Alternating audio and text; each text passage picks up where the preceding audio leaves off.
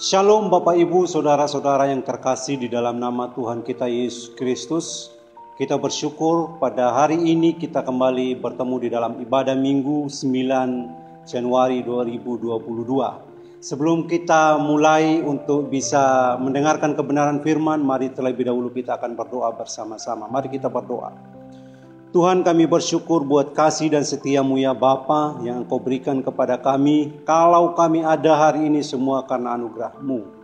Terima kasih Tuhan, sebentar kami akan mendengarkan kebenaran-Mu. Berkati hamba-Mu yang terbatas, berkati kami semua, jemaat-Mu dan juga semua yang mendengarkan kebenaran firman ini, supaya hidup kami dibentuk dan Roh Kudus memberikan kepada kami kemampuan untuk melakukannya.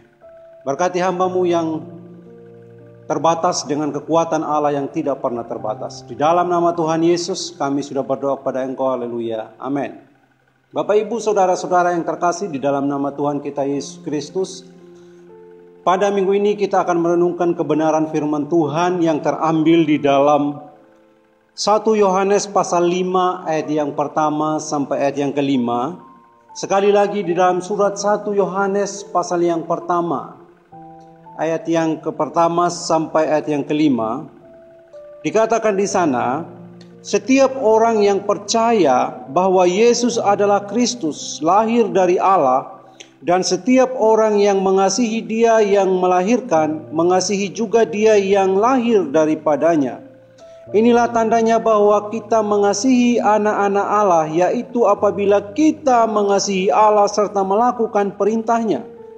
Sebab inilah kasih kepada Allah, yaitu bahwa kita menuruti perintah-perintahnya.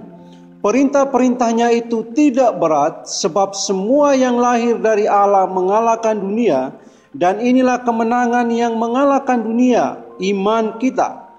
Yang kelima, siapakah yang mengalahkan dunia selain daripada dia yang percaya bahwa Yesus adalah anak Allah?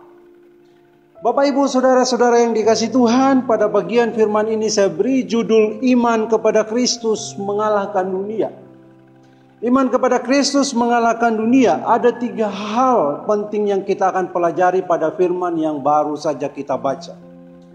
Pelajaran yang pertama yang dapat kita renungkan pada bagian ini adalah bahwa Kristus adalah penggenapan dari semua harapan. Wah, luar biasa. Jadi semua harapan umat manusia hanya akan dapat tergenapi di dalam pribadi Yesus Kristus. Bapak Ibu Saudara-saudara yang dikasihi Tuhan, kita tahu bahwa iblis itu tidak ingin kita hidup dalam pengharapan. Dia mau hidup kita gagal. Dia mau kita hidup dalam kesia-siaan dan berakhir dalam penghukuman kekal di neraka. Itulah tujuan iblis menggoda kita. Dan Bapak Ibu Saudara-saudara, antikris juga berusaha supaya semua orang percaya gagal di dalam imannya. Nah, pada bagian ini sangat jelas bahwa Rasul Yohanes sedang mendorong jemaatnya untuk meneguhkan iman percaya mereka kepada Kristus, karena iman kepada Kristus mampu mengalahkan dunia. Tentu dunia yang dimaksud adalah segala sistem-sistem pemerintahan yang berlawanan dengan Allah. Oleh karena itu Bapak Ibu Saudara-saudara yang dikasihi Tuhan, jelas di sini dikatakan di dalam 1 Yohanes pasal 4 ayat yang ketiga, yang menjadi juga tujuan surat ini ditulis, latar belakang surat ini ditulis. Di situ dikatakan, dan setiap roh yang tidak mengaku Yesus tidak berasal dari Allah. Roh itu adalah roh antikristus, dan tentang dia telah kamu dengar bahwa ia akan datang dan sekarang ia sudah ada di dalam dunia ini. Ada muncul roh-roh yang menantang Kristus atau yang melawan Kristus yang disebut oleh antikris. Dan di dalam 1 Yohanes pasal 2 ayat 18 di situ dikatakan, anak-anakku, waktu ini adalah waktu yang terakhir. Dan seperti yang telah kamu dengar, seorang antikris akan datang sekarang dan telah bangkit. Banyak antikris itu, itulah tandanya bahwa waktu ini benar-benar adalah waktu yang terakhir. Memang mereka berasal dari kita, tetapi mereka tidak sungguh-sungguh termasuk pada kita. Sebab jika mereka sungguh-sungguh termasuk pada kita, niscaya mereka tetap bersama-sama dengan kita. Tetapi hal itu terjadi supaya menjadi nyata bahwa tidak semua mereka sungguh-sungguh termasuk pada kita. Bapak, Ibu, saudara-saudara yang dikasihi Tuhan, kita bisa belajar pada bagian ini bahwa di sini kita sedang melihat bahwa ada begitu banyak orang percaya di dalam surat ini yang gagal di dalam imannya. Muncul mereka mulai menimbulkan atau mulai gagal di dalam imannya, mereka melawan Kristus, tidak lagi percaya kepada Kristus sebagai juru selamat mereka, sehingga mereka mengalami kekalahan. Kemudian di sini Rasul Yohanes mengatakan bahwa kalau kita baca benar di dalam ayat yang pertama dikatakan setiap orang yang percaya bahwa Yesus adalah Kristus. Ada kata Yesus adalah Kristus. Apa artinya Yesus adalah Kristus? Di dalam bahasa Ibrani disebutkan Yesus atau Kristus itu disebut sebagai Mesia atau Mesias. Nah, kemudian artinya adalah bahwa Kristus atau Mesias itu berbicara tentang yang diurapi. Luar biasa. Yang diurapi dalam artian bahwa setiap orang yang diurapi itu adalah dipercaya, dipilih oleh Allah untuk menyelamatkan umatnya. Nah, konsep yang diurapi ini juga dipakai di dalam perjanjian lama. Apa konsep? Yaitu bagaimana raja-raja bangsa Yahudi atau bangsa Israel diurapi. Dan juga para imam diurapi. Artinya bahwa ketika dia diurapi, dipilih menjadi raja, dia dipercayakan untuk semua keselamatan umat. Untuk semua menjaga umatnya supaya tidak berada di dalam bahaya atau kalah dari musuh-musuhnya. Demikian pula para imam juga diurapi. Mengapa diurapi? Karena mereka akan memenuhi harapan-harapan umat. Jadi semua harapan umat yang harus disampaikan kepada Allah harus disampaikan kepada pribadi yang diurapi yang disebut dengan imam. Demikian pula dengan Yesus Kristus. Yesus Kristus adalah pribadi yang diurapi oleh Allah. Artinya adalah satu-satu pribadi yang dipilih, yang diurapi untuk menyelamatkan umat dari dosa-dosa mereka. Makanya di sini firman Tuhan katakan bahwa Yesus adalah Kristus. Di dalam Lukas pasal 2 ayat yang 11 dikatakan, saya bacakan di dalam terjemahan bahasa Indonesia sehari-hari dikatakan, hari ini di kota Daud telah lahir Raja penyelamatmu, yaitu Kristus Tuhan. Di sana dikatakan bahwa Kristus yang diurapi disebut sebagai Raja. Artinya dipilih, ditentukan menjadi penyelamat bagi semua umat manusia. Jadi kalau mau percaya Yesus, kita harus percaya bahwa Yesus adalah Kristus yang diurapi, yang dipilih untuk menyelamatkan semua umat manusia. Di dalam Ibrani pasal yang pertama ayat yang pertama sampai ayatnya yang ke-3 dikatakan, Ibrani pasal yang pertama ayat yang pertama sampai ayat yang ke-3 dikatakan, setelah pada zaman dahulu Allah berulang kali dan dalam pelbagai cara berbicara kepada nenek moyang kita dengan perantaraan nabi-nabi. Maka pada zaman akhir ini ia telah berbicara kepada kita dengan perantaraan anaknya yang telah ia tetapkan sebagai yang berhak menerima segala yang ada. Oleh dia Allah telah menjadikan alam semesta. Ayat yang ketiga, ia adalah cahaya kemuliaan Allah dan gambar wujud Allah dan menopang segala yang ada dengan firman-Nya yang penuh kekuasaan. Dan setelah ia selesai mengadakan penyucian dosa, ia duduk di sebelah kanan yang maha besar di tempat yang tinggi. Di sini dikatakan jelas bahwa Yesus adalah satu-satunya Kristus yang menjadi penyelamat manusia. Bahwa zaman dahulu dikatakan di sana bahwa Allah telah berulang kali berbicara melalui para nabi kepada umatnya. Allah juga sudah memakai para imam. Allah juga sudah memakai raja yang diurapi untuk menyelamatkan umatnya. Tetapi pada zaman akhir ini dikatakan bahwa hanya ada satu orang yang pribadi yang diurapi, yaitu yang disebut Kristus atau yang disebut Mesias, yaitu Yesus. Jadi saudara, kalau iman kepada Tuhan Yesus berarti bahwa kita adalah orang yang percaya bahwa Kristus adalah penggenapan dari semua harapan-harapan kita. Tentu kalau berbicara harapan yang pasti adalah bahwa kita ingin masuk surga. Dan penggenapan harapan itu hanya terjadi di dalam Tuhan Yesus Kristus Tuhan kita. Bapak Ibu, saudara-saudara yang dikasihi Tuhan, Yesus yang diurapi sebagai Tuhan, sebagai Raja, sebagai Imam, sebagai Nabi yang memenuhi semua harapan umat, dan secara eskatologis yang muncul atau hanya Kristus yang muncul pada hari terakhir. Dan itu kita percaya. Artinya bahwa semua ketika dunia ini sudah selesai, orang bilang kiamat, atau ketika hari-hari terakhir yang muncul adalah Kristus, Yesus, itulah pemenuhan dari semua harapan kita. Oleh karena itu Bapak Ibu saudara-saudara yang dikasihi Tuhan, Yesus sebagai Kristus menyatakan dirinya sebagai hamba yang rendah hati. Dia adalah hamba yang taat, dia adalah hamba yang menderita, dia adalah hamba yang menggenapi tugasnya dengan menjalani maut dan penuh kasih. Yesus telah memberikan pengertian baru tentang kata Mesias atau kata Kristus. Jadi kalau pribadi yang diurapi di dalam perjanjian lama disebutkan di sana bahwa mereka sebagai raja, sebagai imam memiliki cara bagaimana mereka menyelamatkan bangsa-bangsa Israel. Raja menggunakan pedangnya untuk berperang, tetapi Yesus sebagai Kristus di sini justru melakukan hal yang terbalik. Dia sebagai hamba, bahkan di puncak tugasnya itu dia menjalani maut dengan penuh kasih. Kenapa saya katakan penuh kasih? Karena dia masih bisa mengampuni orang yang berdosa. Dia berkatakan, ya Tuhan, ampunilah mereka, sebab mereka tidak tahu apa yang diperbuatnya. Dan itu menggagalkan rencana iblis. Iblis mau supaya Tuhan Yesus itu menggunakan kekerasan. Tetapi Yesus taat dan menggunakan kasih-Nya untuk bisa menyelamatkan umat manusia.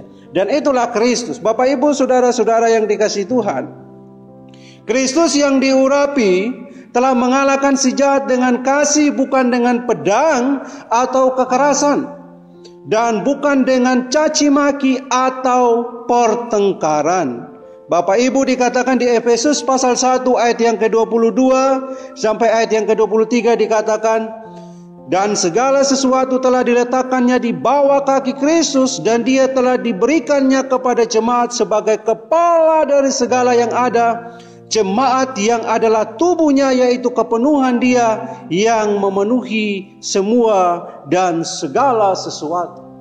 Saya sangat percaya kalau Yesus adalah Kristus yang memenuhi semua, atau yang penggenapan dari semua harapan umat manusia. Saya juga percaya bahwa kita semua orang percaya disebut sebagai tubuh Kristus. Apa artinya tubuh Kristus? Tubuh Kristus berbicara bagaimana kita menjadi teladan seperti Kristus di tengah-tengah dunia ini. Kita menjadi pribadi yang memancarkan kasih Kristus. Dalam artian apa? Bahwa kalau Kristus, Yesus adalah Kristus, mampu menang, mengalahkan si jahat, menebus kita di atas kayu salib dengan kasih, bahwa kita juga sebagai tubuh Kristus dituntut untuk menyelesaikan semua persoalan kita dengan kasih. Menyelesaikan persoalan tidak perlu kita menggunakan pedang, seperti Kristus tidak menggunakan pedang. Kita tidak perlu menggunakan kekerasan. Kita tidak perlu menggunakan caci maki. Kita juga tidak perlu menggunakan perkelahian untuk bisa menyelesaikan persoalan.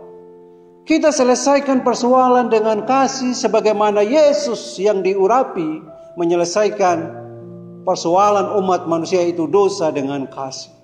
Bapak Ibu saudara-saudara yang dikasihi Tuhan, apapun persoalan kita, baik mengenai rumah tangga kita, mengenai ekonomi, mengenai hubungan dengan anak, apapun persoalan sebesar apapun, mari kita menggunakan kasih untuk menyelesaikan itu. Kita akan berkemenangan dengan kasih Kristus. Itu yang pertama. Yesus atau Kristus adalah pemenuhan atau penggenapan dari semua harapan. Jadi iman kepada Yesus Kristus mengalahkan dunia, karena di dalam Kristuslah semua penggenapan harapan umat manusia terjadi. Itu yang pertama. Yang kedua adalah kita menerima kuasa sebagai anak Allah. Jadi iman kepada Kristus mengalahkan dunia karena kita diberi kuasa untuk menjadi anak Allah. Di ayat yang keempat dikatakan, di dalam 1 Yohanes pasal 5 ayat yang keempat dikatakan, sebab semua yang lahir dari Allah mengalahkan dunia, dan inilah kemenangan yang mengalahkan dunia, yaitu iman kita. Di dalam terjemahan bahasa Indonesia sehari-hari dikatakan, 1 Yohanes pasal 5 ayat 4 dikatakan, sebab setiap anak Allah sanggup mengalahkan dunia yang jahat ini, dan kita mengalahkan dunia dengan iman kita. Jadi setiap anak Allah itu adalah pribadi-pribadi yang mampu mengalahkan si jahat. Bapak ibu saudara-saudara yang dikasih Tuhan, sebagai anak Allah kita ini selalu mengalami pembelaan dari Tuhan. Sebagai anak Allah kita ini selalu disayang oleh Tuhan. Selalu dijaga oleh Tuhan, selalu dijamin oleh Tuhan, selalu disertai oleh Tuhan, selalu dilindungi oleh Tuhan. Jadi merupakan suatu kebanggaan bagi kita orang percaya disebut sebagai anak Allah, karena dalam anak itu kita mengalami jaminan yang luar biasa. Dan saya percaya Allah membela kita dan kita pasti akan berkemenangan setiap hari. Bapak ibu saudara-saudara yang dikasihi Tuhan, sebagaimana anak Allah kita ada dan tumbuh dari benih kemenangan. Jadi sebenarnya orang percaya yang disebut sebagai anak Allah itu dalam hidupnya harusnya setiap hari mengalami kemenangan, karena kita ini dilahirkan dari benih dan tumbuh juga dari benih kemenangan. Dan kita memang sudah didesain sedemikian rupa untuk kita mengalami kemenangan setiap hari. Bapak ibu saudara-saudara yang dikasihi Tuhan, oleh karena itu Bapak ibu yang dikasihi Tuhan, sebagai anak Allah, marilah kita juga menyesuaikan, marilah kita juga menyesuaikan hidup kita sebagai anak Allah, sebagai anak raja. Apa yang perlu disesuaikan? Mari kita juga menyesuaikan bagaimana kita bertutur kata, bagaimana kita bersikap, bagaimana kita berbuat kepada orang lain, bagaimana kita menjaga seluruh hidup kita supaya benar-benar sesuai dengan kebenaran firman Tuhan. Saya membacakan firman Tuhan dikatakan di sana, Mazmur pasal 119 ayatnya yang ke-105 dikatakan, firman-Mu itu pelita bagi kakiku dan terang bagi jalanku. Jadi sebagai anak Allah yang memiliki benih kemenangan ini, kita dituntut memiliki sikap seperti Allah atau sikap anak raja yang menjaga sikap kita benar-benar mencerminkan status kita sebagai anak Allah.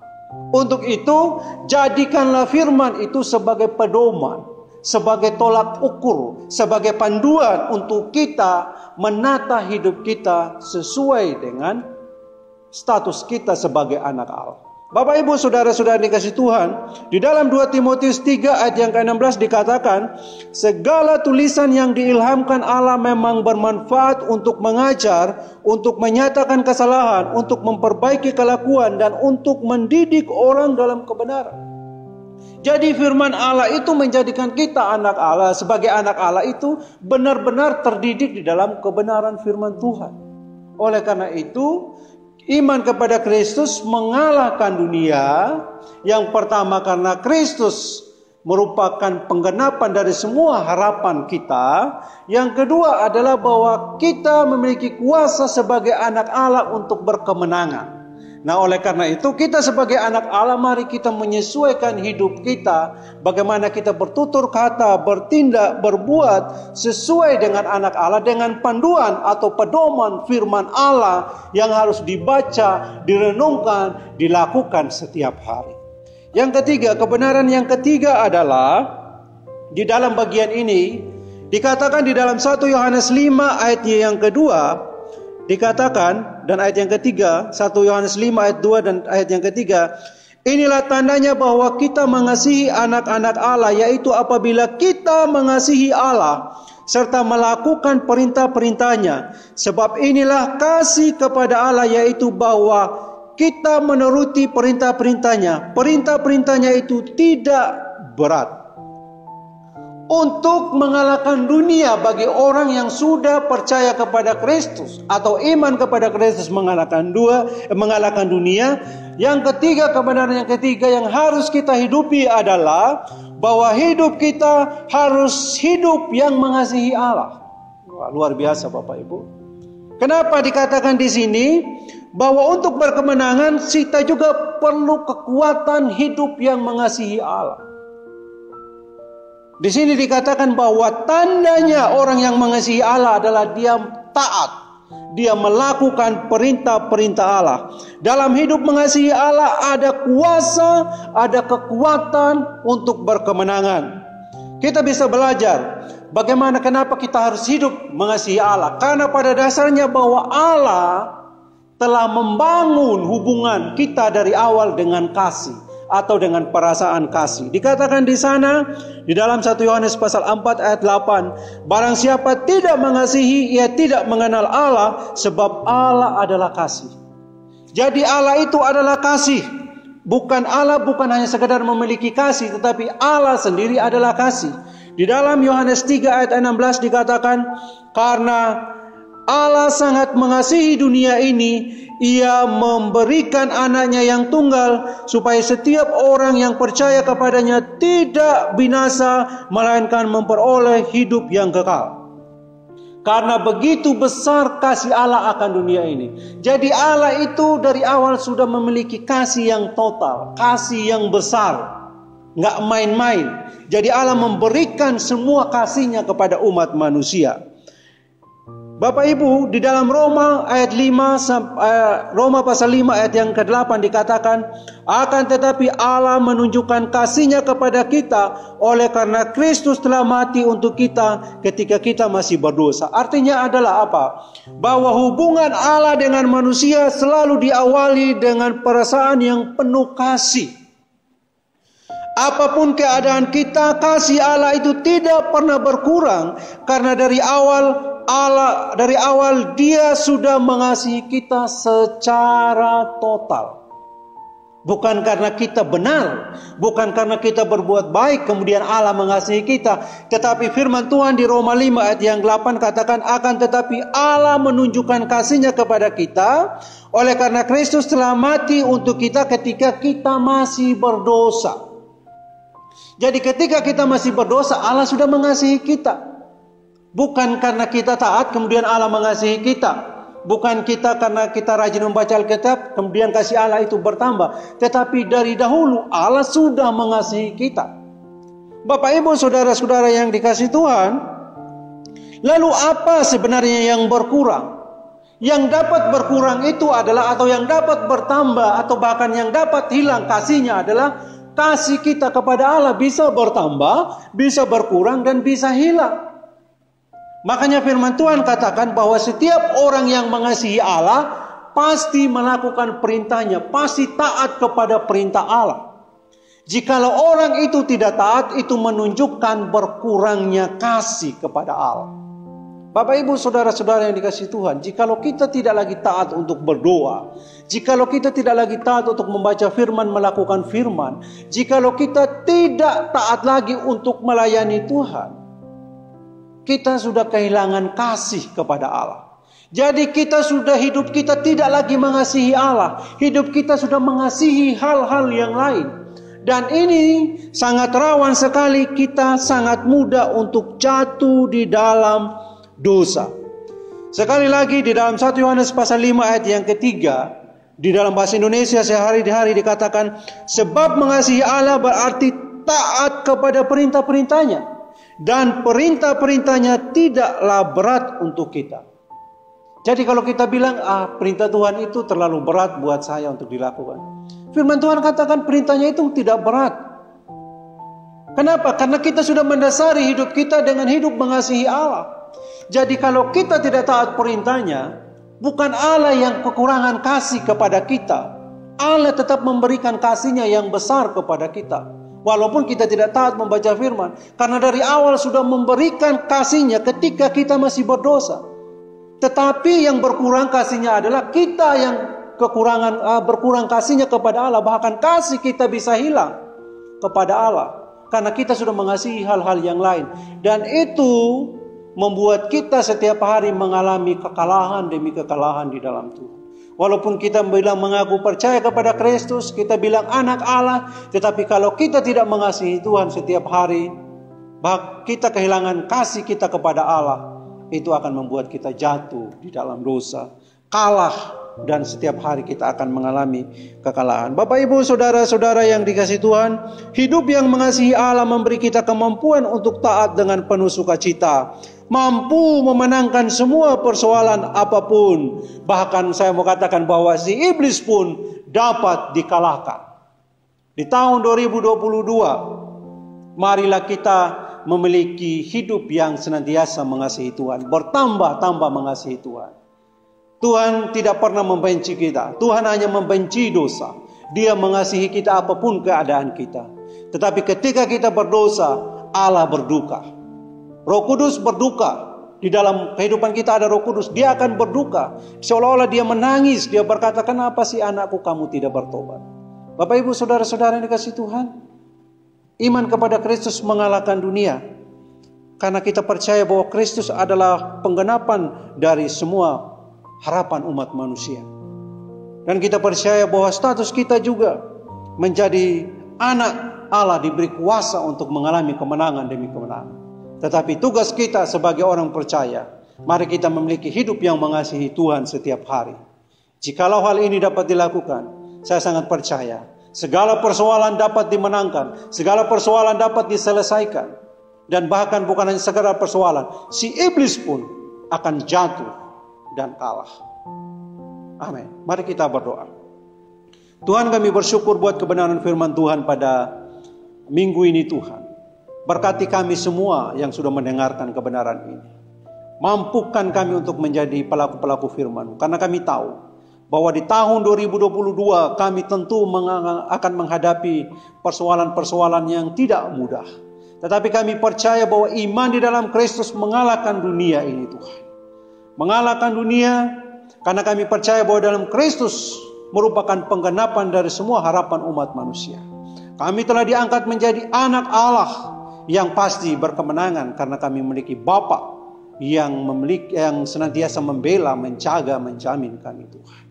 Dan juga Tuhan, kami mohon Roh Kudus memberikan kepada kami kemampuan untuk memiliki hidup yang mengasihi Allah.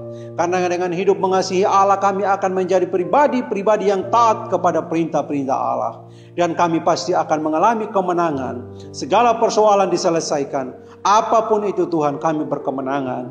Dan si iblis akan dikalahkan. Di dalam nama Tuhan Yesus, berkati kami semuanya. Haleluya. Amin.